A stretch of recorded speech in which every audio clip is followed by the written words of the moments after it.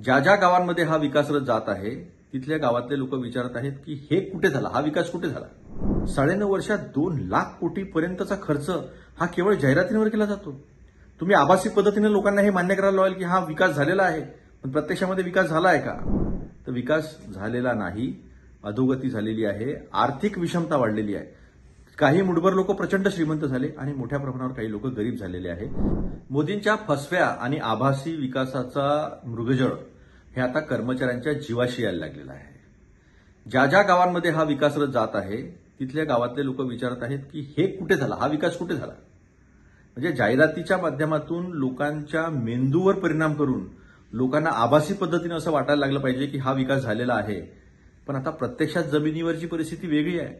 प्रचंड मोठ्या प्रमाणावरची बेरोजगारी, महागाई, शेतकऱ्यांचं कंबरडं मोडलेलं आहे, त्याचं उत्पन्न 32 रुपयावरून 27 रुपयावर आलेलं आहे. कीटकनाशकांवर कर लावलेले आहे, ट्रॅक्टरवर कर लावलेले आहे, खतांवर कर लावलेले आहे आणि ते सगळं महाग करून टाकलेलं आहे.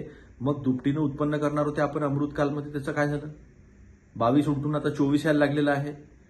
त्यामुळे लोकांनी प्रश्न विचारायला सुरू केले, कर्मचाऱ्यांकडे त्याचे उत्तरं नाहीत आणि वरतून दबाव आहे नोकरी वाचवण्याचा की तुम्ही कशाही पद्धतीनं हे केलं पाहिजे.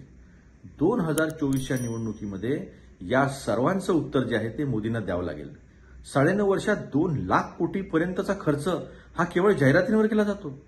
तुम्ही आभासी पद्धतीने लोकांना हे मान्य करायला लावाल की हा विकास झालेला आहे, पण प्रत्यक्षामध्ये विकास झाला आहे का? तर विकास झालेला नाही, अधोगती झालेली आहे, आर्थिक विषमता वाढलेली आहे.